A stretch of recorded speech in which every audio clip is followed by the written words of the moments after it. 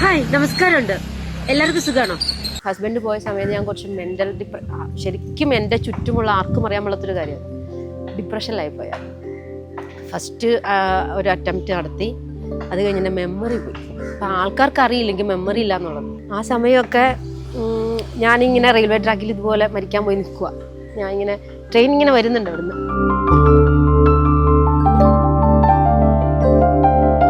കല്യാണം ജീവിതത്തിൻ്റെ അവസാന വാക്കല്ല, അത് ഞാൻ എൻ്റെ അനുഭവം കൊണ്ട് പഠിച്ചു. എന്താന്ന് വെച്ചാൽ കല്യാണം ഒരിക്കലും ഒരു പെണ്ണിന് സേഫ്റ്റി അല്ല. മോൻ ഒരു മെസ്സേജ് അയച്ചു, നിങ്ങൾക്ക് വയസ്സായി, ഈ അഹങ്കാരമൊക്കെ കുറച്ചൊന്ന് ഒതുങ്ങി ജീവിക്കാൻ നോക്കണം. ഞാൻ എനിക്ക് വയസ്സായില്ലേ.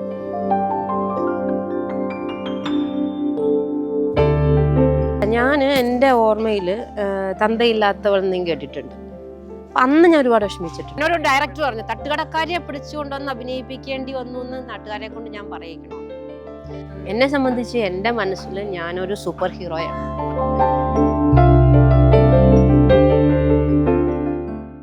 ഈ 110 രൂപയുടെ കയ്യിലിരിക്കുന്നു, നല്ല കളർഫുൾ ആയിട്ടുള്ള കയ്യിൽ. ഒരു 4 കയ്യിൽ വാങ്ങിച്ച് 2 ചുരിദാർ അടിച്ച് പണി കഴിഞ്ഞ് തട്ടുകട നിൽക്കുന്നത് മതിയല്ലോ. നിന്നെ എല്ലാവരും ഉപേക്ഷിച്ച് പോകാൻ നീ വെടിയാണോ? ഞാൻ ഈ ജോലികളിലേക്ക് ഇറങ്ങിയത് സീരിയലുകാർക്ക് അത്ര സുഖമുള്ളൊരിതല്ല. കാരണം എല്ലാവർക്കും ഈ സാധാരണക്കാരെ ഉൾക്കൊള്ളാൻ പലർക്കും മടിയാണ്.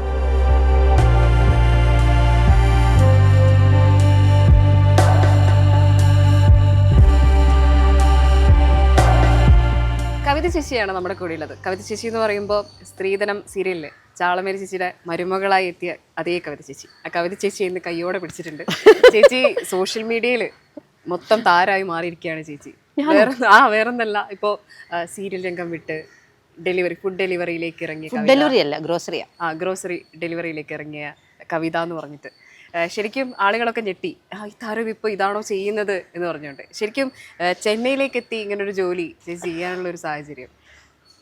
എനിക്ക് എന്തെങ്കിലും ഒരു ജോലി ചെയ്യണം, അങ്ങനെ ഒരു. കാരണം ഞാൻ സീരിയലിൽ മാറി നിന്നതിന് ശേഷം വന്നിട്ട്, കാരണം മോന് വേണ്ടിയിട്ടാണ് ഞാൻ ഫസ്റ്റ് മാറുന്നത് സീരിയലിൽ നിന്ന്, ശ്രീധരൻ കഴിഞ്ഞിട്ട്. അപ്പോൾ അത് കഴിഞ്ഞിട്ട് ഞാൻ എനിക്ക് ഗോകുലത്തിലൊരു ചിട്ടി ഉണ്ടായിരുന്നു. അവർ ചിട്ടി തരാതെ വന്നപ്പോൾ ഞാൻ എന്ത് ചെയ്തു, ആ വാശിക്ക് പോയിട്ട് തട്ടുകടയിട്ട്. എനിക്ക് എന്താണെന്ന് വെച്ചാൽ എന്താണ് ചെയ്യുന്നതെന്നുള്ളതല്ല, അതിലേക്ക് എങ്ങനെ എത്താം എന്നുള്ളതാണ്. അപ്പം ഞാൻ നോക്കിയപ്പം മോന് കുറേ പൈസ ആവശ്യമുണ്ട്. ശരി, അങ്ങനെ തട്ടുകടയിട്ടു. അങ്ങനെ എന്നപ്പോൾ സീരിയലിൽ നിന്ന് മാറിപ്പോയി. അതിൻ്റെ ഇടയ്ക്ക് 1-2 പടം ചെയ്തു, അത്രയേ ഉള്ളൂ. അത് കഴിഞ്ഞ് വീണ്ടും റീ എൻട്രി വന്നു. പക്ഷെ എന്താണോ റീ എൻട്രി വന്നപ്പോഴും എനിക്ക് തോന്നുന്നു നമ്മുടെ മലയാളിക്ക് പൈസ തരാൻ ഇച്ചിരി മടിയാണ്. കാരണം നമ്മളൊരു ക്യാരക്ടറിനെ വിളിക്കുമ്പോഴത്തേക്കും പറയുന്ന ഒരു കാര്യമുണ്ട്, ഒരു 3000 അല്ലെങ്കിൽ 3500. ഈ 3000 നിൽക്കാൻ തൊട്ട് 15 വർഷമായി. ഞാനും വിചാരിച്ചു അതുകൊണ്ട് എൻ്റെ മോളുടെ പഠിത്തം നടക്കില്ല, വേറെ എന്ത് ചെയ്യാം, അങ്ങനെ വേണമെങ്കിൽ വന്ന് ചെയ്താൽ മതി എന്ന് പറഞ്ഞാൽ എന്നോട് ഒരാൾ വിളിച്ചിട്ട്, ഇത്രേ തരാൻ പറ്റത്തുള്ളൂ, നിങ്ങൾക്ക് വേണമെങ്കിൽ വന്ന് ചെയ്താൽ മതി, അല്ലെങ്കിൽ നമുക്ക് വേറെ ആളെ, നിങ്ങൾ വേറെ ആൾ നോക്കിക്കൊള്ളാൻ പറഞ്ഞു. അങ്ങനെയാണ് ഞാൻ ശരിക്കും, എനിക്ക് വാശി ഇച്ചിരി കൂടുതലാണ്. എന്നുവെച്ചാൽ ജീവിക്കണം, അതിന് മാർഗം എനിക്കൊരു പ്രശ്നമേ അല്ല, എൻ്റെ ലക്ഷ്യമാണ് എൻ്റെ പ്രശ്നം. അപ്പം ഞാൻ നോക്കിയപ്പോൾ എൻ്റെ മോളുടെ പഠിപ്പിന് ഇത്ര രൂപ വേണം, എനിക്ക് ഇത്ര രൂപ ഉണ്ടാക്കണം. ശരി, വേറെ എന്ത് ജോലി? അങ്ങനെ 1-2 ഫ്രണ്ട്സിൻ്റെ അടുത്ത് ചോദിച്ചപ്പോൾ ചേച്ചി ഇത് ചെയ്യാൻ പറ്റുമോ എന്ന് ചോദിച്ചു. വണ്ടി ഞാൻ പറഞ്ഞു, പിന്നെ ഭയങ്കരമായിട്ട് ഞാൻ വണ്ടി ഓടിക്കുമെന്ന്. എനിക്ക് ചെന്നൈയിലെ തെരുവിൻ്റെ തിരക്കൊന്നും അറിയത്തില്ലല്ലോ, ഇവിടെ വന്നപ്പോൾ പെട്ട്.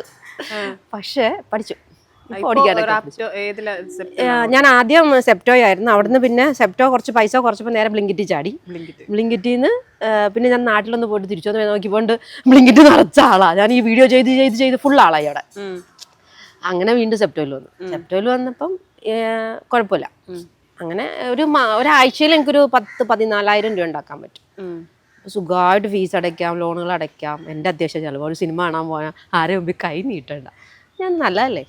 ഇപ്പോൾ ഈ ചെന്നൈയിലാവുമ്പോൾ എല്ലാവരും ചോദിക്കുക, ഇപ്പോൾ ഈ സെപ്റ്റോ ആണെങ്കിൽ ഇതൊക്കെ ഓടുമ്പം ഈ ചെന്നൈയിലെ തിരക്കിൽ ഇതൊക്കെ ഓടി അവിടെ കൃത്യസമയത്ത് നമ്മൾ ഡെലിവറി ചെയ്യണമല്ലോ, അങ്ങനെ നടക്കുന്നുണ്ടോ ഈ തിരക്കിനിടയിലൊക്കെ?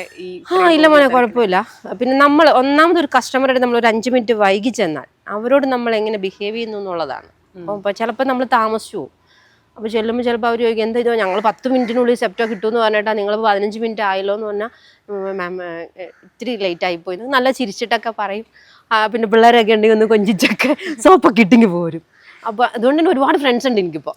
എൻ്റെ കസ്റ്റമേഴ്സ് തന്നെ കുറേ പേര് ഫ്രണ്ട്സായി മാറിയിട്ടുണ്ട്. ഇവിടെ ഒരു പട്ടി കാരണം ഞാനൊരു വലിയൊരു വീടുമായിട്ട് കമ്പനിയാണ്. അവിടെ പോകും, പോയി പട്ടീനെ കൊഞ്ചിച്ച് അവരിപ്പോൾ എന്നാ പറയണേന്നറിയോ, ഇടയ്ക്ക് വരണേന്ന്, ഇടയ്ക്ക് വരണം. ഇടയ്ക്ക് വരണേ, അവൻ്റെ കൂടെ നമുക്കൊന്ന് പുറത്ത് പോകാമോ, കടലിൽ കാണാൻ പോകാമോ എന്നൊക്കെ എൻ്റെ അടുത്ത് ചോദിച്ചു. അപ്പം അങ്ങനെ കുറേ ഫ്രണ്ട്സിനെ ഞാൻ ഇവിടെ ഉണ്ടാക്കി. ഇതിപ്പോ കാണുമ്പോഴും ആളുകൾ ചോദിക്കുന്ന ഒരു ചോദ്യം ഉണ്ടാവുക, സീരിയലിലല്ലേ വരുമാനം കൂടുതൽ ഉണ്ടാവുക, അല്ലെങ്കിൽ സെപ്റ്റ് ഓടിക്കുമ്പോഴാണോ ഉണ്ടാവുക എന്നുള്ള ഡൗട്ട് ആളുകൾ ചോദിക്കാനുള്ള സാധ്യത 100%. എന്ന് വെച്ചാൽ സീരിയൽ വരുമാനം ഉണ്ടില്ലെന്നല്ല, പക്ഷെ സീരിയലിന്റെ വരുമാനം നമ്മളിപ്പോൾ ആക്സസറീസ് ഒരുപാട് വാങ്ങിക്കണം, നമുക്ക് ഓർണമെന്റ്സ് വാങ്ങിക്കണം, ഡ്രസ്സ് വാങ്ങണം, ചപ്പൽ വാങ്ങണം. ഇപ്പം ഞാനിപ്പോൾ ഇങ്ങനെ നിൽക്കുന്ന പോലെ എനിക്ക് പോകാൻ പറ്റും? പറ്റത്തില്ല. അതിപ്പോൾ കൈ കറുത്തിരിക്കുന്നു, പാർലറിൽ പോകണം, അങ്ങനെ ചിലവോട് ചിലവാണ്. ഇതൊക്കെ നമ്മൾ തന്നെയാണ് ഇതൊക്കെ നമ്മൾ തന്നെ ചെയ്യണം. എല്ലാ സാധനം നമ്മൾ തന്നെ വാങ്ങണം. ഇതിപ്പോൾ എനിക്ക് സെപ്റ്റോയിൽ രാവിലെ പോകണം, ഒരു കുപ്പായം എടുത്തിട്ട് ഇറങ്ങുകയാണ്, മേക്കപ്പ് വേണ്ട, ഒന്നും വേണ്ട, കിട്ടണ പൈസ അക്കൗണ്ടിൽ അതേപോലെ കിടക്കും. അതുപോലെ കൃത്യമായിട്ട് അവൾക്ക് ഫീസ് അടയ്ക്കാൻ പറ്റും. അപ്പൊ ഞാൻ നോക്കിയപ്പോ എനിക്കിതാണ്. എനിക്ക് പിന്നെ ചോദിക്കുന്ന ഒരു ചേച്ചി ഇപ്പൊ പറഞ്ഞല്ലോ, ഈ ജോലിയിലേക്ക് അതിനുശേഷം ഒരുപാട് ആളുകൾ ഇറങ്ങി, ഒരുപാട് ശരിക്കും ഒരാൾക്ക് ലാഭകരമായി ചെയ്യാൻ പറ്റുന്ന ഒരു ജോലി തന്നെയാണോ ഈ 100%? ഒന്നാമത് നമുക്കിത് ജോലി ചെയ്യാന്നൊരു ഫീലിങ്സ് ഇല്ല. പിന്നെ ചില സമയത്തൊക്കെ 4 നിലയൊക്കെ കയറേണ്ടി വരും. അപ്പോൾ മാത്രം ഈ 10 ലിറ്ററിന്റെ വാട്ടർ ബോട്ടിലൊക്കെ എടുത്തിട്ട് പോകുമ്പോൾ കൃഷ്ണ ഇതൊക്കെ ആവശ്യം ഉണ്ടായിരുന്നോ എന്ന് ചോദിച്ച് കയറും. എങ്കിലും നമ്മളൊരു എന്നെ കൊണ്ട് ഈ പ്രായത്തിൽ ഇത് പറ്റുമല്ലോ എന്നൊന്ന് കയറി നോക്കാം എന്നുള്ളൊരു സെൻസിൽ നമ്മൾ കയറി പോകും. നമ്മളൊരു കാര്യത്തിനെ എങ്ങനെ സമീപിക്കുന്നു എന്നുള്ളതാണ്. നമ്മളതിനെ പോസിറ്റീവായിട്ട് കണ്ടത് പക്കാ പോസിറ്റീവായിരിക്കും. ഇപ്പം ഞാൻ അയ്യോ എനിക്ക് ഭക്ഷണം എടുത്തോണ്ട് തരാൻ ആളുണ്ടായിരുന്നു, എൻ്റെ വീട്ടിൽ അതുണ്ടായിരുന്നു, ഈ സൗകര്യങ്ങളുണ്ടായിരുന്നു, അതുകൊണ്ട് ഞാനിത് ചെയ്യേണ്ടി വന്നല്ലോ എന്ന് ഞാൻ ചിന്തിച്ചാൽ എനിക്ക് 10 അടി നടക്കാൻ പറ്റില്ല. ഞാൻ അങ്ങനെയല്ല, എന്നെ കൊണ്ട് ഇത് പറ്റും. ഇവരൊക്കെ ചോദിക്കും ചേച്ചിക്ക് എങ്ങനെ ഇത് പറ്റും? ദൂരമൊക്കെ ആകുമ്പോൾ ആദ്യം പിള്ളേർ പറയാം ഞങ്ങൾ വരാമെന്ന് പറയാറ്. അപ്പം ഞാൻ പറയും പിന്നെ നിങ്ങളെക്കാളും ആരോഗ്യം എനിക്ക്, ഞാൻ പോകുമെന്ന് പറയും. അപ്പം ആ ഒരു സ്പോർട്സ്മാൻ സ്പിരിറ്റിൽ എടുക്കുന്നത് കൊണ്ട് എനിക്കിത് പറ്റുന്നുണ്ട്. പിന്നെ ഇടയ്ക്കിടയ്ക്ക് ഇങ്ങനെ പരിക്കുകളൊക്കെ പറ്റും, വണ്ടി ഓടിച്ച്, അതൊക്കെ ഉള്ളൂ. എപ്പോഴെങ്കിലും ഇപ്പൊ ഈ സീരിയലിലേക്ക് മാറി നിന്നപ്പോ ചേച്ചി പണ്ട് തൊട്ടേ നാടകം തൊട്ട് ഇങ്ങോട്ട് വന്ന ആളാണ്, ബെസ്റ്റ് ആക്ട്രസിന്റെ അവാർഡൊക്കെ മേടിച്ചിട്ടുള്ള ഒരാൾ കൂടിയാണ്. അങ്ങനെ ഒരാൾ സീരിയലിൽ നിന്ന് മാറി നിൽക്കുമ്പോൾ ഒരു വിഷമം തോന്നിയിട്ടില്ലേ? അഭിനയിക്കുക എന്നുള്ളത് അതൊരു വലിയ സ്വപ്നം, അതില്ലാന്ന് പറയാൻ പറ്റത്തില്ല. അതെനിക്ക് ഒരു ക്യാരക്ടർ ചെയ്യാൻ പറ്റുക, അല്ലെങ്കിൽ ഒരു സിനിമ കാണുമ്പോൾ അയ്യോ ക്യാരക്ടർ ചെയ്യാൻ പറ്റിയായിരുന്നെങ്കിൽ, അല്ലെങ്കിൽ സീരിയൽ പിന്നെ കാണാൻ സമയം കിട്ടും, വല്ലപ്പോഴും സിനിമയൊക്കെ പോയി കാണും, ഒരു അവസരം കിട്ടിയിരുന്നെങ്കിലും നമ്മൾ ചിന്തിക്കും. അത് സ്വാഭാവികമാണ്. ഒരു ആർട്ടിസ്റ്റ് ആവുമ്പോൾ അത് ഉറപ്പായിട്ട് നമ്മളത് ചിന്തിക്കും. അതൊരു വിഷമം തന്നെയാണ്, അതില്ലാന്ന് പറയാൻ പറ്റത്തില്ല. ഇവിടെ നമ്മൾ സെറ്റിൽ ഇപ്പം രാഘവ ലോറൻസിൻ്റെ പടം ഇവിടെ അടുത്ത് ഷൂട്ട് നടന്നു. ആ സമയത്ത് ഞാൻ അവരുടെ അടുത്ത് ആ സെറ്റിൽ 3-4 പ്രാവശ്യം സാധനങ്ങൾ കൊണ്ടുപോയി. അപ്പോഴൊക്കെ ഒരിക്കലും എനിക്ക് അഭിനയിക്കാൻ പറ്റുമോ അല്ലെ, അപ്പം ഞാൻ എന്താ ചിന്തിക്കുന്നതെന്ന് അറിയാം, മോളുടെ പഠിത്തം കഴിഞ്ഞിട്ടൊന്ന് ട്രൈ ചെയ്യാം. അഭിനയത്തിന് പ്രായമൊന്നും പ്രശ്നമല്ല, ഇന്ന വയസ്സിൽ ഇന്ന ക്യാരക്ടർ ചെയ്യാവോ എന്നൊന്നുമില്ല. വയസ്സായി പല്ലു കഴിഞ്ഞാൽ അഭിനയിക്കാമല്ലോ. മകളുടെ പഠിത്തത്തിന് വേണ്ടിയാണ് ഇങ്ങനെ ജോലി ചെയ്തുകൊണ്ടിരിക്കുന്നത്. അതെ അതെ. അതുപോലെ ചേച്ചിയുടെ ഈ തുടക്കം ഉണ്ടല്ലോ, എനിക്ക് തോന്നുന്നു ഒരു 63 വയസ്സുള്ള ഒരു അമ്മയായിട്ടൊക്കെ ചേച്ചി അഭിനയിച്ച് അങ്ങനെ വന്നു. ശേഷം സൈഡ് റോളുകളിലേക്ക് പോയി. എങ്കിലും ചേച്ചി ഇന്ന് ഓർക്കുന്ന ആളുകളുണ്ട്. ഇപ്പൊ ഈ ചെന്നൈയിലാണെങ്കിലും മലയാളികളൊക്കെ ഉണ്ടാവും, ഇഷ്ടംപോലെ കാണുന്നവരെ. ഓക്കെ, അങ്ങനത്തെ അനുഭവങ്ങൾ ഉണ്ട്. തിരിച്ചറിയുമ്പോൾ അവർ ചോദിക്കും ചേച്ചി എന്നോട് എപ്പോഴും എന്നോട് പറയും ചേച്ചിയുടെ ചിരി കാണുമ്പോഴാണ് തിരിച്ചറിയുന്നത്. ആ ചിരിക്ക് അന്നും ഇന്നും ഒരു മാറ്റമില്ല. ചേച്ചിക്ക് എങ്ങനെയാണ് ചിരിക്കാൻ പറ്റുന്നതെന്ന് ചോദിക്കും. അപ്പോൾ ഈ ചിരിയിലേക്ക് ഞാനില്ല. അതാണ്, അതായത് എൻ്റെ ഐഡന്റിറ്റി എന്ന് പറയുന്നത് എന്ത് കണ്ടാലും ചിരിക്കാതെ, എത്ര സങ്കടമാണെങ്കിലും ചിരിക്കുക എന്നുള്ളതാണ്. ഞാൻ അതിനെ എങ്ങനെയെങ്കിലും ഓവർകം ചെയ്യും. അപ്പോൾ എനിക്ക് തോന്നുന്നു നമുക്ക് കുറച്ച് നെഗറ്റീവ് വരുമ്പോൾ നമ്മൾ അതിനെ ഒന്ന് പോസിറ്റീവ് ആക്കാൻ നോക്കിയിട്ടുണ്ടെങ്കിൽ നമുക്ക് ലൈഫിൽ വിജയിക്കാൻ പറ്റുന്നു. കാരണം ഞാൻ ഇങ്ങനെ മടി പിടിച്ച് വീട്ടിലൊന്നും ചെയ്യാണ്ട് മോളെ പഠിപ്പിക്കാൻ പറ്റാണ്ട് ഇങ്ങനെ ഇരുന്ന സമയത്താണ് മോൻ ഒരു മെസ്സേജ് അയച്ചത്, നിങ്ങൾക്ക് വയസ്സായി, ഈ അഹങ്കാരമൊക്കെ കുറച്ചൊന്ന് ഒതുങ്ങി ജീവിക്കാൻ നോക്കണം. ഞാൻ ഓർത്ത് എനിക്ക് വയസ്സായില്ലേ, പക്ഷെ അപ്പം എനിക്ക് എന്തെങ്കിലും പറ്റാതിരിക്കും, അങ്ങനെ വയസ്സൊന്നും ആയിട്ടില്ല, എനിക്ക് എന്തെങ്കിലും ചെയ്യണം. ആ ഒരു വാശി എന്നെ ഇവിടെ കൊണ്ടെത്തിച്ചത്. അതുകൊണ്ട് ഇപ്പം അവൾ 4-ാം വർഷമായി. 4 വർഷം നമുക്ക് പഠിപ്പിക്കാൻ പറ്റിയെന്നുള്ളത് നിസ്സാര കാര്യമേ അല്ല. 1 ലക്ഷം രൂപ ചിലവാക്കിയിട്ടുണ്ട്. അപ്പം ഇപ്പോഴും രാവിലെ വണ്ടിയെടുത്ത് ഇറങ്ങുമ്പോഴേക്കും ഇന്ന് ഇത്ര ഓർഡർ എടുക്കണം, ഇത്ര രൂപ, അതായത് ഒരു 1500 രൂപ ഇന്ന് ഉണ്ടാക്കണം. അപ്പം നമ്മൾ ഒരു ദിവസം 1500 രൂപയ്ക്ക് ഓടിക്കഴിയുമ്പോൾ ഇൻസെൻറ്റീവ് എല്ലാം കൂടെ ആകുമ്പോൾ 2000 രൂപയായി. അപ്പോൾ അത്രയും നമുക്ക് ഉണ്ടാക്കാൻ പറ്റുന്നുണ്ട്. ആ പൈസ നമുക്ക് ഒരു കൂടി വന്ന ഒരു 100 രൂപ 150 രൂപ ചിലവ് പോകും. കാരണം ഹോസ്റ്റലിൽ നിന്നാണ് ഫുഡ് കഴിക്കുന്നത്. എൻ്റെ ഹോസ്റ്റലിൽ നല്ല ഫുഡാണ്. അപ്പോൾ അതുകൊണ്ട് പുറത്തുനിന്ന് കഴിക്കേണ്ട ആവശ്യമില്ല. പിന്നെ ഉള്ളത് ഒരു ചായ കുടിക്കുകയോ അല്ലെങ്കിൽ ഐസ്ക്രീം ഞാൻ അങ്ങനെ ഉപയോഗിക്കത്തില്ല. പിന്നെ വേറെ എന്തെങ്കിലും. പിന്നെ എനിക്ക് ആകെ ഒരു വീക്ക്നെസ് ഫ്രൂട്ട്സ്. അത് ഞാനൊരു വീഡിയോ ചെയ്തിട്ടുണ്ടായിരുന്നു. അടുത്ത ഞാൻ വവ്വാലായിട്ട് ജനിക്കുന്നു. അതുപോലെ ഇപ്പൊ ചേച്ചി പറഞ്ഞേക്കുമ്പോ ചേച്ചിയുടെ ആദ്യം ഞങ്ങൾ ഓർക്കുന്നത് തട്ടുകടയിട്ട സമയത്ത് ട്രിവാൻഡ്രത്താണ്. തട്ടുകടയിട്ടപ്പോ ഭയങ്കര വാർത്തയായിരുന്നു. അതാ സീരിയലിനടി തട്ടുകടയിട്ടു. അതിനുശേഷം തോന്നുന്നു സീരിയൽ കുറെ അതുപോലെ തന്നെ തട്ടുകടയൊക്കെ ഇട്ടു. ആ സമയത്ത് ചേച്ചി പറഞ്ഞിട്ടുണ്ടായിരുന്നു ഇതുപോലെ മകനെ പഠിപ്പിക്കാൻ വേണ്ടി അന്നേരം തട്ടുകടയിട്ടിട്ടുണ്ടായിരുന്നു. അന്നേരം ജനങ്ങളിൽ നിന്ന് കിട്ടിയ ഒരു സപ്പോർട്ട് എനിക്ക് തോന്നുന്നു ആർട്ടിസ്റ്റായിട്ട് നിന്നതിനേക്കാൾ കൂടുതൽ സപ്പോർട്ട് കിട്ടിയ ആ സമയത്താണ്.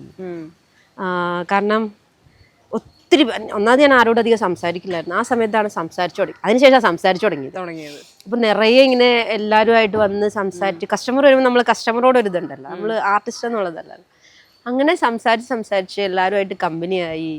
അപ്പം എനിക്ക് എന്ത് ജോലിയും ചെയ്യാനുള്ള ഒരു മനസ്സ് ആ സമയത്ത് വന്നു. കാരണം നമ്മൾ അവരെ പാത്രം കഴുകി കൊടുക്കാനാണെങ്കിലും ഇപ്പോൾ ഒരു കസ്റ്റമർ വരുമ്പോൾ എന്തെങ്കിലും നമ്മളോട് കംപ്ലൈൻറ്റ് പറഞ്ഞാൽ അതിനെങ്ങനെയെങ്കിലുമൊക്കെ ഒന്ന് സോപ്പൊക്കെ ഇട്ട് അവരെ ഒന്ന് കുപ്പിയിലാക്കി ഇറക്കി വിടാൻ, വരുന്ന കസ്റ്റമർ വീണ്ടും വരണമല്ലോ. അപ്പം അതൊക്കെ എനിക്ക് വലിയ ഒരു ഭയങ്കര എക്സ്പീരിയൻസ് ആയിരുന്നു. അത് തന്നെയാണ് ലൈഫിൽ എനിക്ക് തോന്നുന്നു എന്നെ വിജയിപ്പിച്ചതെന്ന് തോന്നുന്നു. അപ്പോൾ ആ സമയത്ത് മകന് വേണ്ടി അത്രയും ചെയ്യുന്നു, സിനിമയും സീരിയലൊക്കെ മാറ്റി വെച്ച് ചെയ്യുന്നു. ആ മകൻ തന്നെ അങ്ങനെ ഒരു മെസ്സേജ് അയച്ചപ്പോൾ വേദനിപ്പിച്ചോ? ഇല്ല, ഞാൻ ഓർത്തേ ഇതൊരു സ്പിരിറ്റായി. എനിക്ക് എപ്പോഴും അങ്ങനെയാണ്. എന്നെ ആരെങ്കിലും സ്നേഹിക്കുന്നതിനേക്കാൾ കൂടുതൽ തള്ളി പറയുമ്പം എനിക്ക് അതിനെ പിടിച്ചെടുക്കാനുള്ളൊരു വാശി കൂടും. എനിക്ക് എല്ലാവരും അങ്ങനെ ആയിരിക്കണമെന്നില്ല. പക്ഷെ എനിക്ക് തോന്നുന്നു നമുക്ക് നെഗറ്റിവിറ്റി വരുമ്പോഴാണ്, ശരിക്കും അങ്ങനെ തന്നെയാണ്, നെഗറ്റിവിറ്റി വരുമ്പോഴാണ് കൂടുതൽ ഈഗോ വരും നമുക്ക്. ആ ഈഗോയാണ് എന്നെ ഈ ചെന്നൈയിലെ തെരുവിൽ വണ്ടി ഓടിക്കാൻ പ്രാപ്തിയാക്കിയത്. ഞാൻ ആദ്യം ഇവിടെ വരുമ്പോൾ സൈക്കിളൊക്കെ എടുത്ത് ഓടിച്ചപ്പം ആദ്യം രാവിലെ പോയപ്പോൾ കുഴപ്പമില്ലായിരുന്നു. ഒരു 11 മണിയായപ്പോൾ ഞാൻ ഇതിന്റെ കടലോ എങ്ങനെ അതായത് ഞാൻ ഇവിടെ കോളേജ് റോഡ് എന്ന് പറഞ്ഞ റോഡുണ്ടേ, എനിക്ക് പോകേണ്ട അപ്പുറ സൈഡിലാണ്. ഞാൻ അറിയാൻ പാടാണ്ട് വന്ന് ഇപ്പുറത്തെ സൈഡിൽ പെട്ടുപോയി. അപ്പുറത്ത് കടക്കാൻ പറ്റില്ല. സൈക്കിളോടെ വച്ച് നടന്നു പോകേണ്ടി വന്നു. കാരണം കടക്കാൻ പറ്റില്ല, അതുപോലെ വണ്ടി ഇങ്ങനെ ഒഴുകി പോയിക്കൊണ്ടിരിക്കുക. ഈ പകച്ചു പോയെന്നൊക്കെ പറയണത് എന്താണെന്നാണ് മനസ്സിലായത്. പകപ്പെന്നുള്ള വികാരം പഠിച്ചു.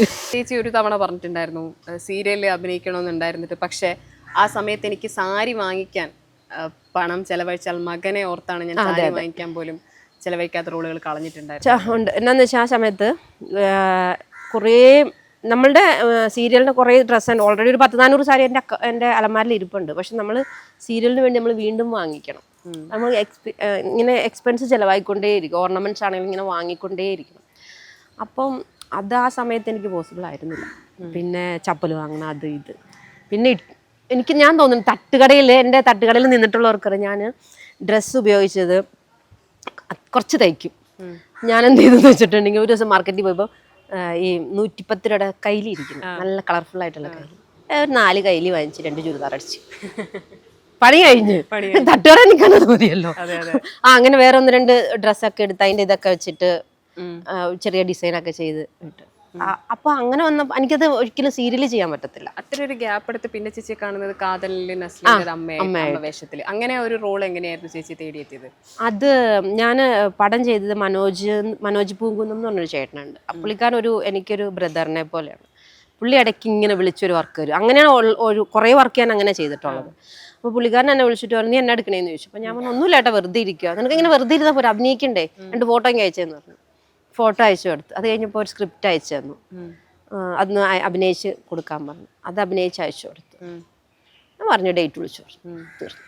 ഇപ്പൊ നസ്ലിന്റെ കൂടെ അഭിനയിക്കുമ്പോ നസ്ലിൻ ഇപ്പൊ വളർന്നു വരുന്ന ഒരു താരം കൂടെ, എന്ത് തോന്നിയിട്ടുണ്ട് നസ്ലിന്റെ കൂടെ ഒക്കെ അഭിനയിക്കുമ്പോൾ? അയ്യോ, എനിക്ക് ആ ഒരു എന്താ പറയാ, ഒരു ജാടയും ഇല്ലാതെ ഭയങ്കര സിമ്പിൾ ആയിട്ടുള്ള ഒരു കുട്ടിയായിരുന്നു. ഇപ്പൊ എങ്ങനെയാണെന്ന് അറിയില്ല. ഇല്ല, അവൻ എന്ത് ഓപ്പൺ ആയിട്ട് പറയും. അതാണ് അവന്റെ പ്രശ്നം. അത് ചിലർക്ക് പിടിക്കൂല. അവന്റെ ക്യാരക്ടർ, അവൻ അഭിനയിക്കുമ്പോൾ ഓപ്പൺ ആയിട്ട് അഭിനയിക്കുന്നത് അതേപോലെ തന്നെയാണ് ക്യാരക്ടർ.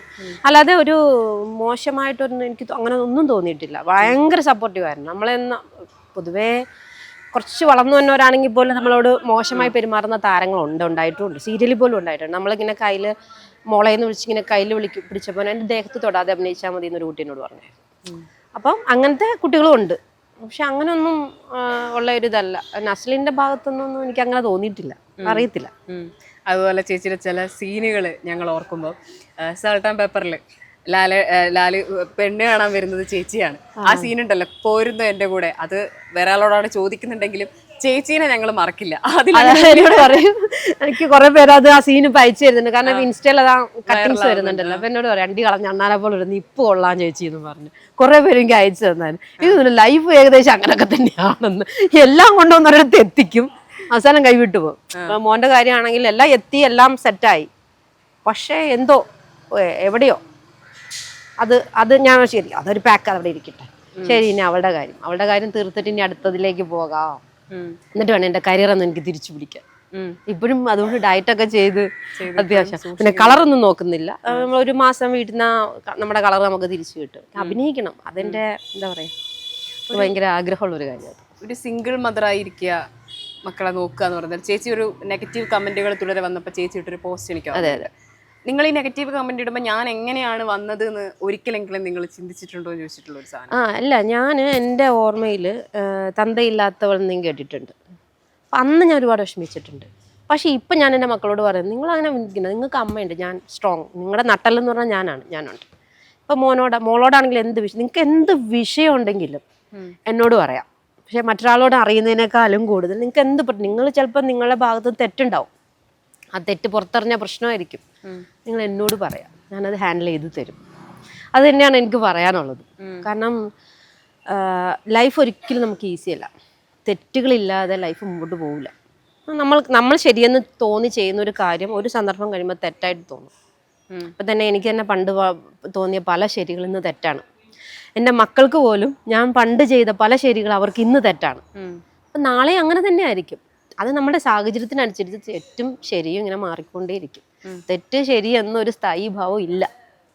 ഇപ്പോൾ നമ്മളൊരു മാമ്പഴം കഴിക്കുന്നു, പക്ഷെ ഒരു ഷുഗർ പേഷ്യൻ്റ് മാമ്പഴം കഴിക്കുന്നത് തെറ്റല്ലേ എന്ന് പറഞ്ഞ പോലെ തന്നെ ലൈഫും.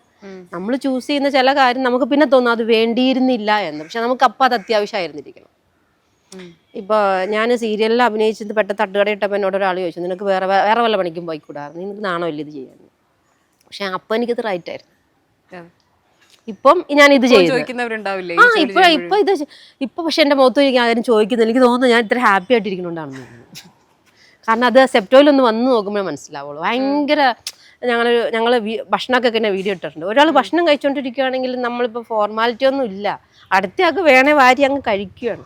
അത് തരുമോ എന്നുള്ള ചോദ്യമൊന്നും ഇല്ല അവിടെ. ഒരു കുടുംബം പോലെയാണ് പോകുന്നത്.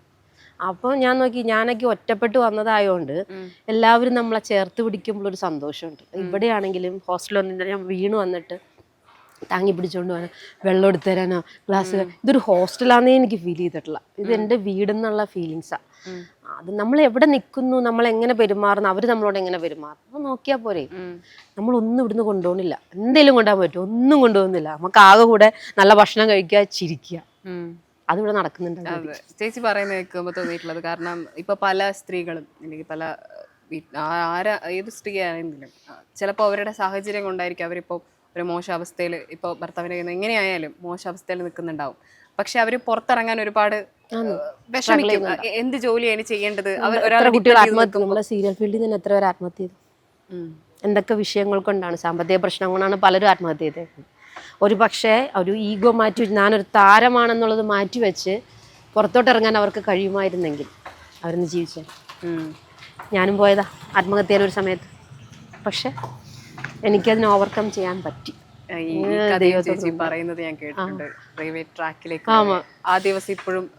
അതെ, എനിക്ക് ഇപ്പോഴും അത് ഓർമ്മയിലുണ്ട്. ഒരു മങ്ങിയ ഒരു ഓർമ്മ പോലെ എനിക്ക് ഇപ്പോഴും ഉണ്ട്. ആ സമയത്ത് ഹസ്ബൻഡ് പോയ സമയത്ത് ഞാൻ കുറച്ച് ശരിക്കും എൻ്റെ ചുറ്റുമുള്ള ആർക്കും അറിയാൻ പാടാത്തൊരു കാര്യമാണ്, ഡിപ്രഷനിലായിപ്പോയായിരുന്നു. ഫസ്റ്റ് ഒരു അറ്റംപ്റ്റ് നടത്തി, അത് കഴിഞ്ഞ് എൻ്റെ മെമ്മറി പോയി.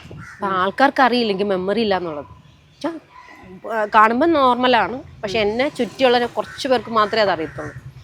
അപ്പോൾ ഒരു സമയത്തൊരു ഫീലിങ്സ് പോലെ വരും, ഇറങ്ങി പൊക്കളെ എങ്ങോടെങ്കിലും. ആ സമയമൊക്കെ ഞാനിങ്ങനെ റെയിൽവേ ട്രാക്കിൽ ഇതുപോലെ മരിക്കാൻ പോയി നിൽക്കുക. ഞാനിങ്ങനെ ട്രെയിൻ ഇങ്ങനെ വരുന്നുണ്ട് അവിടുന്ന്, പെട്ടെന്ന് ട്രെയിൻ അവിടെ നിന്ന് ഞങ്ങളെ വലിച്ച് നിർത്തിയതാണ്, എന്താണെന്നറിയില്ല. ട്രെയിൻ നിന്നിട്ട് ഇങ്ങനെ കേൾക്കാം ഈ ബ്ലഡ് തെറിച്ചു പോയതും ചെതറിപ്പോയ ശരീരത്തെക്കുറിച്ചൊക്കെ ഇവരിങ്ങനെ പറഞ്ഞുകൊണ്ട് പോകുന്നത്. കുറ്റപ്പെടുത്തിയാണ് പറയുന്നത്. അയാൾ മരിച്ച വികാരം എന്താണെന്ന് അയാൾക്കേ അറിയത്തുള്ളൂ, പക്ഷെ അയാളെ ഭയങ്കര കുറ്റപ്പെടുത്തി ഇങ്ങനെ സംസാരിച്ചുകൊണ്ട് പോകും. അന്ന് ഞാൻ തീരുമാനിച്ചു, എന്ത് പ്രശ്നം ഉണ്ടെങ്കിലും ജീവിക്കും. ആരെന്നെ എന്ത് പറഞ്ഞാലും ഞാൻ ജീവിക്കും. അപ്പം ആരെന്ത് പറയുന്നു എന്നുള്ളത് നോക്കാറില്ല. അതിനകത്ത് എന്തെങ്കിലും പോസിറ്റീവ് കിട്ടുമോ നോക്കും ഞാൻ. എന്നിട്ട് എന്നെ തന്നെ പറയും, അവരങ്ങനെ പറഞ്ഞത് നിനക്ക് ഇങ്ങനെ ചെയ്താൽ നീ ഇങ്ങനെ പോവാം എന്നിങ്ങനെ പറഞ്ഞ് എന്നെ തന്നെ പറഞ്ഞ് ഞാൻ വിശ്വസിപ്പിക്കും. ചില കാര്യങ്ങൾ കേൾക്കുമ്പോൾ നമുക്ക് വിഷമം ഉണ്ടാവും.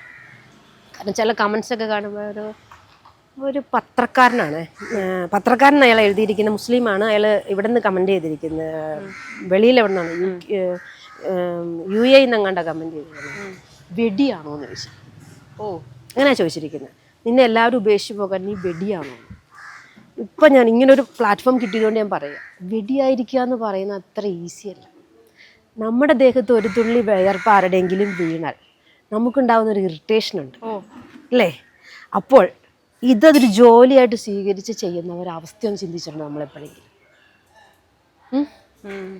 മറ്റൊരുത്തിൻ്റെ വിയർപ്പ്, അവൻ നമ്മളെ അറിയില്ല, അവനെന്ത് അസുഖം ഉണ്ടെന്ന് അറിയില്ല, അവനെ ഒന്ന് ഹഗ് ചെയ്തില്ലെങ്കിൽ അവൻ്റെ ദേഹത്ത് നിന്ന് നമ്മുടെ ദേഹത്തേക്ക് ആ വിയർപ്പ്, അവരെത്രത്തോളം മാനസികമായി തകർന്നിട്ടായിരിക്കും അത് ചെയ്തിട്ടുണ്ടാവുക. അത് ചോദിച്ചവനതറിയില്ല. ഇങ്ങനെ ഒരു പ്ലാറ്റ്ഫോം കിട്ടുമ്പോൾ അങ്ങനെയുള്ളവരെ നമ്മൾ ഒരിക്കലും ഒരു പരിധി വിട്ട് കുറ്റപ്പെടുത്തരുത്. അവരുടെ സാഹചര്യം എന്താണെന്നും കൂടെ അറിയണം അല്ലേ? ഈ വാക്ക് തന്നെയാണ് ഏതൊരു പെണ്ണ് ഇപ്പൊ ഇവിടെ അടുത്തോടെ ഇറങ്ങുമ്പോഴും കേൾക്കുന്ന ഒരു പേരാണത്. അത് പറയണോ പറയട്ടെ, ആണെങ്കിൽ അവനെന്താ ഒന്നുമില്ല. അല്ല, ഇതിപ്പോൾ പറഞ്ഞെന്നാന്ന് വെച്ചാൽ അന്ന് ചിന്തിച്ചാൽ മതി, ഒരുത്തൻ്റെ വേർപ്പ് നമ്മുടെ ദേഹത്ത് തട്ടുമ്പോൾ നമുക്കുണ്ടാകുന്ന ഒരു ഇറിറ്റേഷൻ ഉണ്ട്. അപ്പോൾ ആ ജോലി ചെയ്യുന്നവരവസ്ഥ മനസ്സവരെ മരവിച്ച് പോയിട്ടുണ്ടാവും. മരവിച്ച മനസ്സും മരവിച്ച ശരീരമായി അവർക്ക് എന്ത് സുഖം കിട്ടുന്ന അതിൽ നിന്ന് ഒന്നും കിട്ടാൻ പോകില്ല. ഇവിടെ ട്രാൻസ്ജെൻഡേഴ്സ് നിൽക്കും, ഞങ്ങൾ ഡെയിലി കാണും. അവരണിഞ്ഞൊരുങ്ങിയാണ് നിൽക്കുന്നത്. പക്ഷെ അവരെ ഞാൻ എപ്പോഴും ചിന്തിക്കും, ഇവർക്കൊരു ജീവിതമില്ല, ഒരു സന്തോഷമില്ല. നമ്മൾ അവരെ മനസ്സെന്താണെന്ന് ചിന്തിച്ചിട്ടുണ്ട്? അവരേത് അവസ്ഥയിൽ അവിടെ നിൽക്കുന്നതെന്ന് നമുക്കറിയോ? ഇല്ല. നമ്മൾ അവരെ കുറ്റപ്പെടുത്തും. അവർക്കൊരു ആഗ്രഹങ്ങൾ, മനുഷ്യന് സ്വപ്നങ്ങളുണ്ടാവും അല്ലേ? ഒന്ന് ചിരിക്കാൻ, കൂട്ടുകാരുടെ കൂടെ ഇരിക്കാൻ. നമുക്ക് ഈ ലോകം ഇത്രയും മനോഹരമായിട്ട് കിടക്കുന്ന എന്തൊക്കെ ആഗ്രഹങ്ങൾ ഉണ്ടാവും മനുഷ്യന്. ഇതൊക്കെ മറച്ചു വെച്ചിരിക്കുകയാണ്. ഒരു പുഞ്ചിരിയിൽ അവർ അവിടെ നിൽക്കുന്നു. ഞാൻ ചിന്തിക്കുന്ന 50 വയസ്സായി, 53 കടന്നു ഞാനിപ്പം. ഇനിയെങ്കിലും എനിക്ക് പറയാനുള്ളതും ചെയ്യാനുള്ളതും ചെയ്തു തീർക്കുക. ഇനി ഇപ്പൊ ഒന്നും നോക്കേണ്ട കാര്യം. മോൾ എന്നോട് പറഞ്ഞു, അമ്മയ്ക്ക് എന്താണോ ചെയ്യാൻ തോന്നുന്നത് അമ്മ ചെയ്തോ. അവൻ വേറെയാണല്ലോ. അപ്പോൾ നിങ്ങൾക്ക് എന്താണ് ചെയ്യാൻ തോന്നുന്നത്, നിങ്ങൾക്ക് പറയാൻ തോന്നുന്നത്, നിങ്ങൾക്ക് എനിക്കൊരു മാനക്കേടില്ല, നിങ്ങൾക്ക് എന്തോ പറയാൻ തോന്നുന്നു നിങ്ങൾ പറഞ്ഞോ എന്ന് പറഞ്ഞിട്ട് നിങ്ങൾ ഒളിച്ചു വയ്ക്കണ്ട. അത് നാളെ മറ്റൊരാൾക്ക് ഉപയോഗമാവുകയാണെങ്കിൽ അതാവട്ടെ അമ്മ, എന്തിനാ നിങ്ങൾ ഒളിച്ചു വയ്ക്കുന്നത്? ചേച്ചി പറയുന്ന കാര്യം കേൾക്കുമ്പോൾ, അതായത് ഒരു കാലത്ത് നമ്മളെല്ലാം മറന്നുകൊണ്ട് ഒരാൾക്ക് വേണ്ടി ചെയ്യുന്നു, നാളെ അവർക്ക് നമ്മൾ ചെയ്യുന്ന കാര്യങ്ങളൊക്കെ ഒരു നാണക്കേട് പോലെ തോന്നുക പറയുമ്പോൾ അതിനേക്കാൾ വലിയ വിഷമല്ല. അത് സ്വന്തമാകുമ്പോൾ ഭയങ്കര വിഷമമായിരിക്കും. പക്ഷെ ഞാനും പറയുന്നത്, അവരിനി എന്ത് പറഞ്ഞാൽ എന്നെ ഇനി ഇവർക്ക്, ഞാൻ അനുഭവിച്ചത് വെച്ചിട്ട് ഇവർക്ക് എന്നെ തകർക്കാൻ പറ്റില്ല. ഒരു ഇൻസിഡൻറ്റ് എന്നെ വല്ലാതെ മാനസികമായി അതുകൊണ്ടാണ് ശരിക്കും പറഞ്ഞാൽ ഞാൻ ആ സമയത്ത് രണ്ടാമതൊരു വർക്കിനെ കുറിച്ച് ചിന്തിക്കാതെ പോയത്. എൻ്റെ കൂടെ അഭിനയിച്ച ഒരു പെൺകുട്ടി, ആളെ പറയുന്നില്ല, ഞാനിപ്പോൾ രാവിലെ ജോസിനെ വിളിച്ചു. ജോസിന് കൺട്രോളർ, ജോസിനെ വിളിച്ചു പറഞ്ഞു, മോനെ മഴയാടാ, 2 വീലറിലാണ് വരുന്നത്, വരാൻ പറ്റുന്നില്ലെന്ന് പറഞ്ഞു. കുഴപ്പമില്ല ചേച്ചി, വണ്ടി വിടാമെന്ന് പറഞ്ഞു. എനിക്കൊരു ഇന്നോവ വന്നാൽ ഞാൻ വണ്ടിയിൽ വന്നു. കുറച്ച് നേരം കഴിഞ്ഞ് മറ്റൊരു ആർട്ടിസ്റ്റ് അവിടെ വന്ന് ഭയങ്കര ബഹളം കേൾക്കുക. അവരെ വിളിക്കാനായിട്ട് ഇന്നോവ വിട്ടു. ഞാൻ ഈ ചപ്പ് കയറ്റണ വണ്ടിയിലാണ്, ക്യാമറ കയറുന്ന വണ്ടിയാണ്. ആ കുട്ടീനെ വിളിക്കാനായിട്ട് ക്യാമറ കൊണ്ടുപോകുന്ന വണ്ടിയാണ് പോയത്.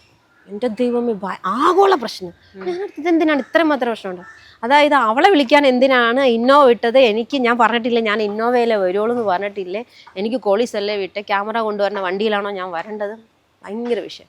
അത് മാനസികമായിട്ട് ഭയങ്കര എന്താ പറയുക, സെറ്റിൽ ആരും എന്നോട് ചെയ്തിട്ടില്ലെങ്കിലും വേറെ ആരും എന്തെങ്കിലും നമ്മളിത് കേൾക്കില്ലേ, നമ്മൾ ഭയങ്കര ചെറുതായി പോയൊരു തോന്നൽ വരും. എന്നെ സംബന്ധിച്ച് എൻ്റെ മനസ്സിൽ ഞാനൊരു സൂപ്പർ ഹീറോയാണ്. കാരണം ഞാൻ കടന്നു വന്ന വഴികൾ മറ്റാർക്കും അറിയില്ല, എനിക്കേ അറിയത്തുള്ളൂ. ഞാനൊരു സൂപ്പർ വുമൺ ആയിട്ടാണ് ഞാൻ എപ്പോഴും എന്നെ ഞാൻ പറഞ്ഞ് വിശ്വസിപ്പിക്കുന്നത്. അത് അങ്ങനെ ഒരു മനസ്സെനിക്ക് നിൽക്കുന്നത് കൊണ്ടാണ് ഞാനിപ്പോൾ ഇവിടെ നിൽക്കുന്നത്. ഇല്ലെങ്കിൽ ഒരാൾക്കും ചിന്തിക്കാൻ പോലും പറ്റില്ല ഇങ്ങനെ ഒരു സ്ഥലത്ത് വന്ന് ഇങ്ങനെ ഒരു ജോലി, വഴി അറിയാൻ പാടില്ല, ഒന്നും അറിയാൻ പാടില്ലാണ്ട് ഇവിടെ വന്ന്.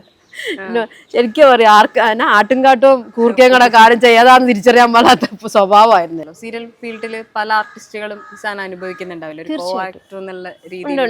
ഉണ്ട്. ഒരുപാട് പേര്. കാരണം ചിലപ്പോൾ ചില സെറ്റിൽ ഫുഡിന് ഇതുണ്ട്, അതായത് ടേബിളിൽ ഇരിക്കാൻ പാടില്ല, കുറച്ച് പേർക്ക് മാത്രമേ ടേബിളിൽ ഇരിക്കാവുള്ളൂ, അങ്ങനെയൊക്കെ ഉണ്ട്. അതൊക്കെ ഒരു മനുഷ്യത്വപരമായ പ്രവൃത്തിയായിട്ട് എനിക്ക് തോന്നുന്നില്ല. അപ്പോൾ ഇരുന്ന് ഭക്ഷണം കഴിക്കുക എന്നുള്ളത് നമ്മുടെ എല്ലാവരെയും മൗലിക അവകാശമാണ്. അങ്ങനെയുള്ള സെറ്റുകളുണ്ട്. ഇപ്പോൾ ശ്രീധനത്തിൻ്റെ സെറ്റിൽ അങ്ങനെ ഒരു പ്രശ്നമില്ലായിരുന്നു കേട്ടോ, പറയാതിരിക്കാൻ പറ്റൂല. ഈ ഒരു കുട്ടി ഒഴിച്ച് ബാക്കി അവിടെ ഒരാൾ പോലും അങ്ങോട്ടും ഇങ്ങോട്ടും ഒന്നും മോശമായിട്ട്. അതെന്തോ കൊച്ചിൻ്റെ. മേരി ചേച്ചി ഇങ്ങനെ ഒരു അവസ്ഥയിൽ നിൽക്കുമ്പോഴൊക്കെ ചേച്ചി വിളിച്ചിട്ടുണ്ടായിരുന്നോ? മേരി ചേച്ചിനെ ഞാൻ കുറച്ച് പ്രാവശ്യം വിളിച്ചായിരുന്നു. അത് കഴിഞ്ഞ് നല്ല ഇതിലേക്ക് പോയി ചേച്ചിയുടെ നമ്പർ എൻ്റെ ഇല്ല. നമ്പർ മാറ്റുമ്പോഴത്തേക്കും മാറിപ്പോകും. പിന്നെ ഞാനും ഒരു നല്ല അവസ്ഥയിലായിരുന്നില്ല ആ സമയത്ത്. 2 വർഷം എനിക്ക് ഫോണേ ഇല്ലായിരുന്നു. കാരണം എൻ്റെ മോൻ UK പോയിട്ട് എന്നെ കോൺടാക്ട് ചെയ്യാതായതോടുകൂടി ഞാൻ ഫോൺ ഉപേക്ഷിച്ചു. 2 വർഷം ഫോണില്ല. അതിന് ശേഷമാണ് ഞാൻ ഫോൺ പിന്നെ നമ്പർ തിരിച്ചെടുക്കുന്നത്. അങ്ങനെയാണ് കോൺടാക്ട്സ് എല്ലാം പോയത് എനിക്ക്. വീണ്ടും ആ കോൺടാക്ട്സ് വന്നതിന് എൻ്റെ പഴയ നമ്പർ എനിക്ക് തിരിച്ച് കിട്ടിയതിന് ശേഷം പിന്നെ BSNL കംപ്ലൈൻറ്റ് ചെയ്തിട്ടാണ് എടുത്തത് നമ്പർ. അപ്പോഴാണ് അത്യാവശ്യം വർക്കുകൾ പിന്നെ എന്നെ വിളിച്ചു തുടങ്ങിയത്. ചേച്ചി ആരെങ്കിലും പിന്നെ കോണ്ടാക്ട് ചെയ്തിരുന്നോ ഇപ്പൊ ഈ സിനിമ സീരിയൽ ഇല്ല ഫീൽഡിൽ? ഞാൻ പറയട്ടെ, ഇപ്പം എൻ്റെ അവസ്ഥ പോലെ തന്നെയാണ് മറ്റു പലരുടെയും അവസ്ഥ. ആര് കോണ്ടാക്ട് ചെയ്യാനാണ്? വളരെ കുറച്ച് പേരല്ലേ ഉയർന്ന നിലയിൽ നിൽക്കുന്നുള്ളൂ. പലതും നമ്മൾ കാണുന്നതായിരിക്കില്ല സത്യം. നമ്മൾ കാണുമ്പോൾ നല്ല കളറുള്ള വസ്ത്രവും ഗോൾഡ് ആഭരണങ്ങളൊക്കെ ഇട്ട് നിൽക്കുന്നുണ്ടാവും. പക്ഷെ അവരുടെ അകം എന്താണെന്നുള്ളത് അവിടെ കയറിയാലേ അറിയുള്ളൂ. അപ്പം അതുകൊണ്ട് ആരും വിളിച്ചില്ലാന്നോ പരാതി പറഞ്ഞില്ലാന്നോ നമ്മൾ പരാതി പറഞ്ഞിട്ട് കാര്യമില്ല. കാരണം നമുക്കറിയില്ല ഓരോരുത്തരുടെയും അവസ്ഥ എന്താണെന്ന്. പിന്നെ എല്ലാവരും സീരിയലിൽ നിന്നൊന്നും പറയാൻ എല്ലാവരും വിചാരിക്കും ഒരുപാട് ശമ്പളം കിട്ടുന്നത്. ഇല്ല, അത്യാവശ്യം ജീവിച്ചു പോകാം എന്നുള്ളതല്ലാതെ അതിൽ കൂടുതലൊന്നും കിട്ടില്ല അവിടെ നിന്ന്. പിന്നെ നിറയെ വർക്ക് ഉണ്ടെങ്കിൽ മാത്രം, പിന്നെ കുറച്ച് ഉദ്ഘാടനങ്ങൾ അങ്ങനെയൊക്കെ കിട്ടുന്ന കൊച്ചു പെൺകുട്ടികൾക്കൊക്കെ അത്യാവശ്യം ഓടിപ്പോകാൻ പറ്റുമായിരിക്കും. അല്ലാത്തവർക്ക് എനിക്ക് തോന്നുന്നില്ല. എൻ്റെ ഒരു അഭിപ്രായം, എനിക്ക് അങ്ങനെയാണ്. പലരെയും എനിക്ക് അറിയാവുന്ന പലരെയും അവസ്ഥ മോശമാണ്. അതുകൊണ്ടാണ് ഞാൻ പറയണത്. അപ്പം ആരും ഇത് സമ്മതിച്ചു തരണമെന്നില്ല എങ്കിലും.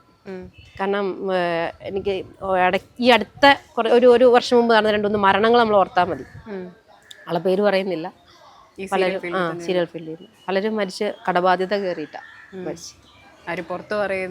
നമ്മൾ അറിയുന്നുമില്ല. കാരണം ഇപ്പൊ ഞാനാണെങ്കിൽ അവിടെയാണ് ജോലി ചെയ്യുന്നതെങ്കിൽ സ്വാഭാവികമായിട്ടും ചോദ്യം വരും, ചേച്ചി എന്തിനാ ഈ പണി ചെയ്യുന്നത്?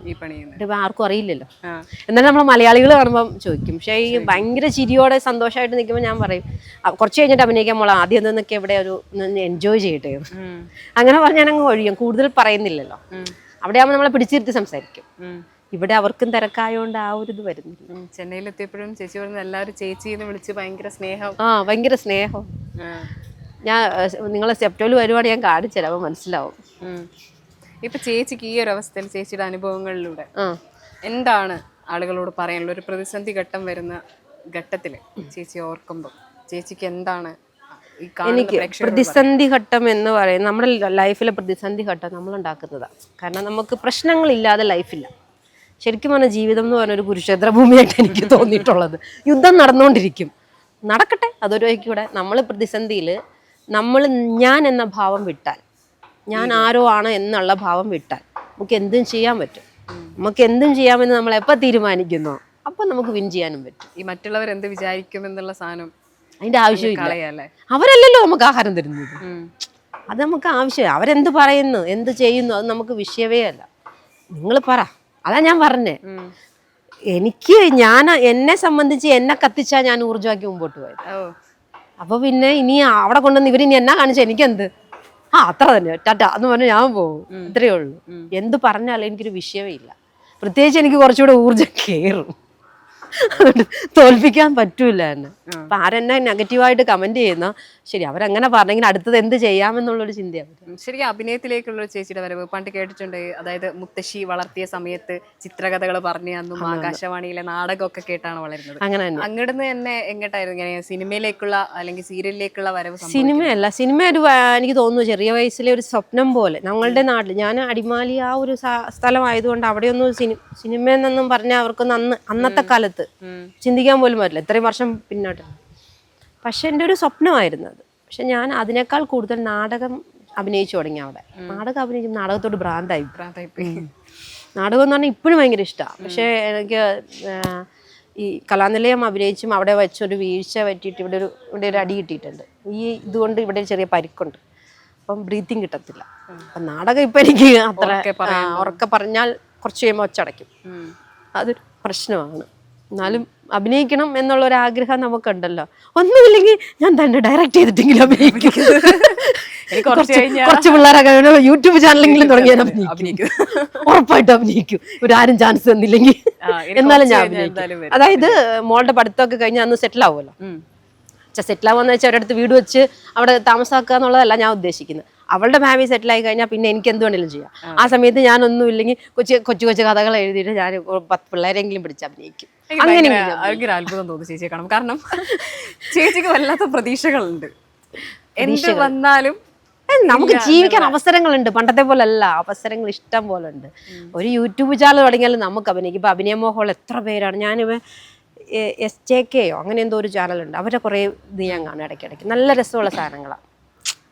അഭിനയിക്കുന്നത് നമുക്ക് എവിടെയാണ് അഭിനയിക്കാൻ പാടാത്തത്? അഭിനയിക്കാൻ ഇഷ്ടം പോലെ ഓപ്ഷനല്ലേ ഇപ്പൊ. സിനിമ ചിലപ്പം പണമാണ് മോഹിക്കുന്നതെങ്കിൽ നടക്കില്ല. പണം മോഹിക്കാത്തടത്ത് നമുക്ക് അഭിനയിക്കാനാണ്, നമുക്ക് അഭിനയിക്കാൻ അവസരമുണ്ട്, പണ്ടത്തെ പോലെ അല്ല. ചേച്ചി ശരിക്കും പറയുന്നുണ്ട്, ഇത്രയും പരിക്കുകളൊക്കെ കാണുമ്പം ആളുകൾ വിചാരിക്കും സെപ്റ്റോക്ക് ഓടുന്നു, ഏത് തിരക്കിനിടയിലും ഓടുകയൊക്കെ ചെയ്യുന്ന ഒരാളാണ്. ചേച്ചി പറഞ്ഞ ഒരു തവണ മരണത്തെ പോലെ മുന്നിൽ കണ്ടുകൊണ്ട് തിരിച്ചു വന്നു. ആ ധൈര്യമാണോ ഇപ്പോഴും ചേച്ചി ഇങ്ങനെ തിരിച്ചു എത്തുന്നത്? തിരക്ക് ഇപ്പൊ നമ്മള് സെപ്റ്റോന്ന് ഒരു ഓർഡർ എടുത്ത് പോകുന്നത് ആ വന്ന സമയത്ത് എനിക്കറിയില്ല. അതായത് ഇപ്പം ഞാൻ ഇവിടെ നിന്നായിരിക്കും പുറപ്പെടുന്നത്, എനിക്ക് കൊടുക്കേണ്ടത് ഇവിടെ ആയിരിക്കും. ഇങ്ങനെ കയറിയാൽ മതി, എനിക്ക് ഈ റൂട്ട് അറിയാൻ പാടില്ല. അപ്പം ഞാൻ റൂട്ട് ഇടുമ്പോൾ ഈ റൂട്ട് ഇങ്ങനെ പോകും, ഇങ്ങനെ കറങ്ങി ഇങ്ങനെ വരും. ഭയങ്കര പാടാ വെച്ചാ, നമുക്ക് റൂട്ട് അറിയാൻ പാടില്ലെങ്കിൽ ഭയങ്കര പാടാ.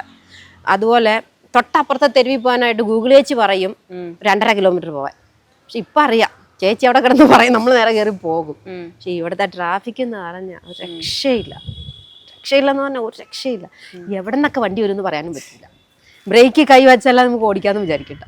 നിങ്ങൾ വന്നപ്പോ കണ്ടാണല്ലോ, ഭയങ്കര ട്രാഫിക്കാണ്. അപ്പോഴും ചിലർ ചേച്ചിയോട് ചോദിക്കാം, അന്ന് ചേച്ചി പറയുന്നുണ്ട് ഭർത്താവ് പോകുമ്പം മകൾക്ക് ചെറിയ പ്രായമുള്ളൂ, അപ്പോഴും ആളുകൾ ചേച്ചിയോട് ചോദിക്കില്ല ഒരു വേറൊരു കല്യാണം ആലോചിക്കായിരുന്നില്ലേ, അങ്ങനെയൊക്കെ ചേച്ചിയോട് ചോദിച്ചു? കല്യാണം ജീവിതത്തിന്റെ അവസാന വാക്കല്ല, അത് ഞാൻ എൻ്റെ അനുഭവം കൊണ്ട് പഠിച്ചു. എന്നാന്ന് വെച്ചാൽ കല്യാണം ഒരിക്കലും ഒരു പെണ്ണിന് സേഫ്റ്റി അല്ല. അതെ, ഞാൻ എൻ്റെ മോളോട് അത് പറഞ്ഞതെന്നറിയോ? ഇപ്പോൾ വയസ്സ് 24, കല്യാണം കഴിക്കണ്ട, നിനക്കിപ്പം നീ കല്യാണത്തെക്കുറിച്ച് ചിന്തിക്കരുത്. ഇച്ചിരി അത്യാവശ്യം ഒന്ന് പഞ്ചറടിക്കണേ പഞ്ചറടിച്ചോ, കുഴപ്പമില്ല. അപ്പോൾ പിള്ളേരല്ലേ, ഒരു എൻ്റർടൈൻമെൻറ്റ്, പഞ്ചറടിക്കും. വിവാഹത്തെക്കുറിച്ച് നിനക്ക് എന്ന് ചിന്തിക്കണോ, അന്ന് നിന്റെ നെഗറ്റീവ് സ്വഭാവങ്ങൾ ഉൾക്കൊള്ളാൻ കഴിയുന്ന ഒരാളെ നീ എന്ന് കാണുന്നോ, അന്ന് നമുക്ക് കല്യാണത്തെക്കുറിച്ച് ചിന്തിക്കാം. അതിനു മുമ്പ് നീ ഒന്ന് പഠിച്ച് സെറ്റിലാവാൻ പറഞ്ഞു. എന്നാന്ന് വെച്ചാൽ ഒരു പെണ്ണിന്റെ സേഫ്റ്റി ഒരിക്കലും, കാരണം പണ്ടത്തെ പോലത്തെ അല്ല, കാലം മാറി. പണ്ടത്തെ കല്യാണവും ഇന്നത്തെ കല്യാണം തമ്മിൽ വ്യത്യാസമുണ്ട്. അപ്പം നമ്മൾ പണ്ടത്തെ ഒരു ഇത് വെച്ചിട്ട്, പണ്ട് എൻ്റെ അമ്മ പറഞ്ഞിട്ടുണ്ട്, മോളെ ഒരു കല്യാണം കഴിച്ച ഒരു പുരുഷന്റെ കൈ പൊട്ട നിന്റെ ജീവിതം സേഫ് ആയെന്ന്. ഞാനും അപ്പം നമ്മൾ 15 വയസ്സാകുമ്പോൾ നമ്മളെ ഇത് പറഞ്ഞു നമുക്ക് ഒരു പുരുഷൻ കിട്ടി നമ്മൾ ശരിയായി, അതായിരുന്നു നമ്മുടെ ചിന്ത. ഇപ്പോഴും പറയുന്ന ആളുകൾ ഞാൻ നേരെ തിരിച്ചാണ്ട് എൻ്റെ മോളുടെ അടുത്ത് ഞാൻ പറഞ്ഞ കാര്യം, ഒരു പുരുഷൻ വന്നു വെച്ചാൽ നിന്റെ ജീവിതം സേഫ് ആവില്ല. നിന്റെ ജീവിതം സേഫ് ആകണമെങ്കിൽ നീ പഠിക്കുക, നീ നല്ല മാർക്ക് വാങ്ങുക, നല്ലൊരു ജോലി കയറുക, സമ്പാദിക്കുക, സ്വന്തം കാലിൽ നിൽക്കുക. അത് കഴിഞ്ഞ് കാരണം അവള് ഒരു അഡ്ജസ്റ്റബിൾ എന്ന് പറയുന്നത് ഇന്നത്തെ കുട്ടികൾക്ക് അറിയാൻ പാടില്ല, പണ്ടത്തെ പോലെയല്ല. അപ്പം നിന്നെ അഡ്മിറ്റ് ചെയ്യാൻ പറ്റുന്ന ഒരുത്തനെ നീ എന്ന് കാണുന്നു അന്ന് നീ കെട്ടിക്കും.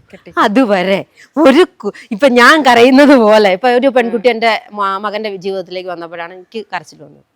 അതുകൊണ്ട് ഞാൻ കരയുന്നത് പോലെ നാളെ മറ്റൊരു അമ്മയും അച്ഛനും കരയണ്ട. അതുകൊണ്ട് എൻ്റെ പൊന്നുമോൻ ഇപ്പൊ കല്യാണം കഴിക്കണമെന്ന് പറഞ്ഞിട്ടുണ്ട്. ശരിക്കും മകനിൽ നിന്നും അങ്ങനെ ഒരു ഡ്രോബാക്ക്, അല്ലെങ്കിൽ മകന്റെ അടുത്ത് ഒരു നെഗറ്റീവ് ചേച്ചിക്ക് നെഗറ്റീവ് എന്ന് പറയാൻ പറ്റില്ല. ഇപ്പോഴും അവന് എന്നെ പൊന്നുപോലെ നോക്കും, പക്ഷെ അവൻ ഒറ്റ ഡിമാൻഡുള്ള ഞാൻ അവിടെ പോയി നിൽക്കണം, അപ്പൊ ഇവളെ നോക്കാം, അത് പറ്റൂല. അത് ശരിയാണ്. അതായത് അവൻ്റെ വൈഫിന് അവൻ സമ്പാദിക്കുന്നതിൽ നിന്ന് അവൾക്ക് കൊടുക്കാൻ താല്പര്യമില്ല. എനിക്ക് തരില്ലെന്ന് ഞാൻ പറയില്ല, എന്നെ നോക്കില്ല എന്നും പറയുന്നില്ല, പക്ഷെ അവൾക്ക് കൊടുക്കാൻ താല്പര്യമില്ല. അപ്പം എനിക്ക് അവളും ഇവനെ എങ്ങനെ ആക്കിയോ അതുപോലെ അവളെ ആക്കണ്ടേ. അത് എൻ്റെ കുറ്റം, അവരുടെ കുറ്റമല്ല, എൻ്റെ കുറ്റമാണത്. ഞാനാണ് ആ തീരുമാനം എടുത്തത്. അപ്പം അതുകൊണ്ട് ഞാൻ അവരെ കുറ്റം പറയേണ്ട കാര്യമില്ല. അപ്പം ഞാൻ അവിടെ വീട്ടിൽ നിന്ന സമയത്ത് എനിക്ക് ഒന്നിനും കുറവ് വരുത്തിയിട്ടില്ല, പൊന്നുപോലെ നോക്കി. പക്ഷേ അവളുടെ ഫീസ് അടയ്ക്കാൻ വേണ്ടി ഞാൻ പറഞ്ഞു. അപ്പം എന്നോട് ചോദിച്ചു അമ്മ എപ്പോൾ വരുമെന്ന് ചോദിച്ചു. അപ്പം ഞാൻ പറഞ്ഞു ഞാനൊരു 3 മാസത്തിനുള്ളിൽ. അപ്പോൾ അവൾ 3 വർഷം കഴിഞ്ഞ് ഡിഗ്രി കഴിഞ്ഞ് നിർത്താമെന്നാണ് പറഞ്ഞത്. കഴിഞ്ഞപ്പോൾ അവൾ എന്നോട് പറഞ്ഞു ഇല്ലമ്മ എനിക്ക് ബാച്ചിലർ ചെയ്യണം, ഞാൻ കണ്ടിന്യൂ ചെയ്യാമെന്ന് പറഞ്ഞു. പിന്നെ എൻ്റെ പോക്കും പോയില്ല. അതോടുകൂടി അവൻ എന്നോട് സംസാരിക്കണ്ടായി, അത്രേ ഉള്ളൂ. 3 മാസം കഴിഞ്ഞ് വരാമെന്ന് പറഞ്ഞ അമ്മ 6 മാസം.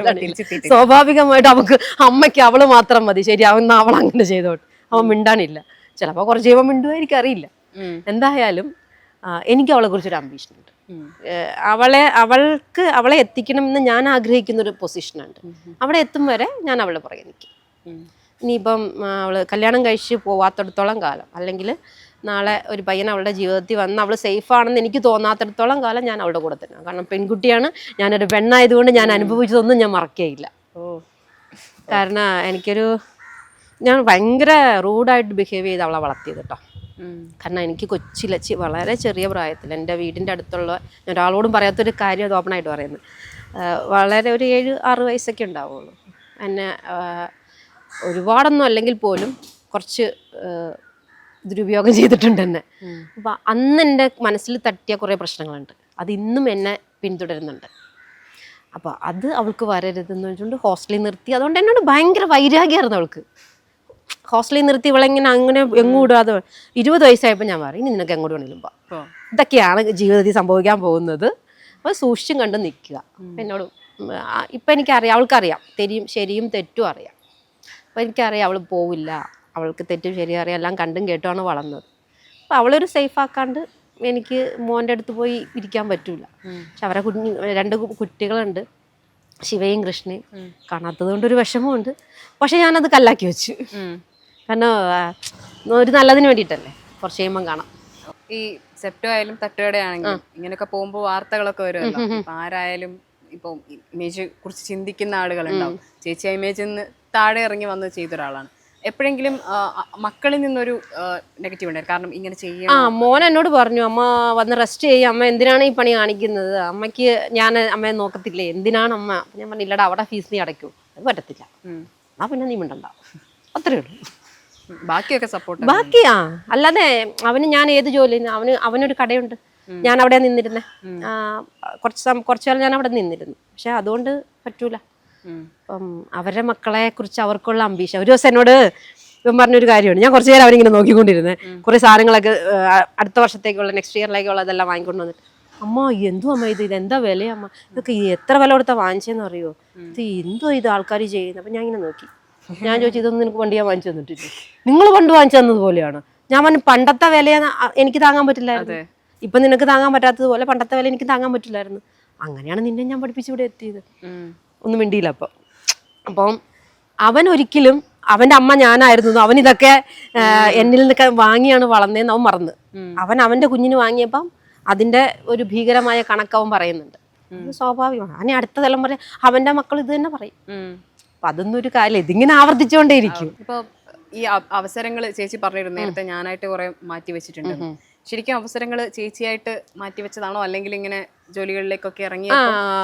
എനിക്ക് തോന്നുന്നു ഞാൻ ഈ ജോലികളിലേക്ക് ഇറങ്ങിയത് സീരിയലുകാർക്ക് അത്ര സുഖമുള്ളൊരിതല്ല. കാരണം എല്ലാവർക്കും ഈ സാധാരണക്കാരെ ഉൾക്കൊള്ളാൻ പലർക്കും മടിയാണ്. അവർക്കിനി എത്ര കഴിവുണ്ടെന്ന് പറഞ്ഞാലും സാധാരണ അതിൽ നിന്ന് വളരെ രക്ഷപ്പെട്ടു വന്ന വളരെ കുറച്ച് ആർട്ടിസ്റ്റുകളേ ഉള്ളൂ. ഇപ്പം മണിച്ചേട്ടൻ, അങ്ങനെ കുറച്ച് പേരുണ്ട്.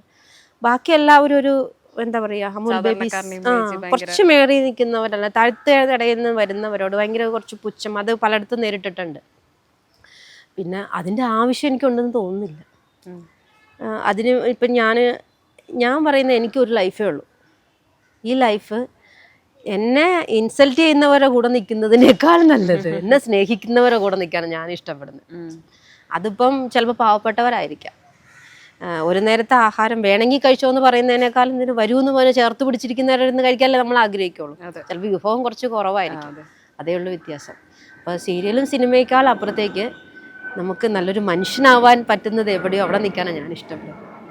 അഭിനയിക്കുക എന്നുള്ളത് എൻ്റെ സ്വപ്നവും എൻ്റെ എല്ലാമാണ്, എൻ്റെ ലഹരിയാണ്. അല്ല, പിന്നീട് കുറഞ്ഞു പോയോ അവസരങ്ങൾ? ഇതാ ഈ ഒരു പ്രശ്നത്തോടു കൂടി കുറച്ച് വർക്ക്, ആ ഒരു എന്നോട് ഡയറക്ടർ പറഞ്ഞു, തട്ടുകടക്കാരിയെ പിടിച്ചുകൊണ്ടൊന്ന് അഭിനയിപ്പിക്കേണ്ടി വന്നു എന്ന് നാട്ടുകാരെ കൊണ്ട് ഞാൻ പറയിക്കണമെന്ന്. അപ്പം ഞാനും വിചാരിച്ചു, വേണ്ട, ജോലി ചെയ്യാം. അഭിനയം മാത്രമല്ലല്ലോ, നമുക്ക് ജീവിക്കാൻ അഭിനയം മാത്രമല്ല ഉള്ളൂ, അഭിനയം നമ്മുടെ പാഷനാണ്. ഇന്നല്ലെങ്കിൽ നാളെ, ഞാൻ പറഞ്ഞില്ലേ, ഞാൻ തന്നെ ഡയറക്റ്റ് ചെയ്തിട്ടെങ്കിലും ഞാൻ അഭിനയിക്കുമെന്ന്. അത്രേ ഉള്ളൂ. ഓക്കെ.